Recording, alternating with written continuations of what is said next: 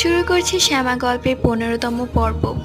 এই যে শ্যামার সাথে যা যা ঘটছে, শ্যামার ভালোবাসার মানুষটি, শ্যামার সেই রহস্যময় ডায়েরি, শ্যামার দু চোখ ভরা স্বপ্ন, আদৌ কি এগুলো বাস্তব নাকি শুধুই কাল্পনিক?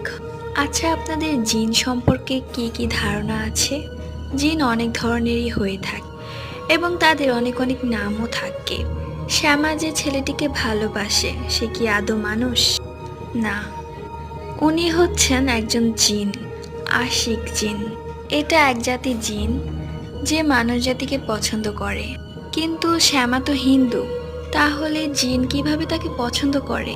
আসলে ভালোবাসা এমন একটা পবিত্র বন্ধন যার হিন্দু মুসলিম বলে কোনো কথা নেই। তেমনি শ্যামাকে একজন জিন পছন্দ করেছে, যার জন্য শ্যামা ছাড়া আর কেউই তাকে দেখতে পায়নি, এমনকি শ্যামার বান্ধবীও না। পরবর্তী গল্প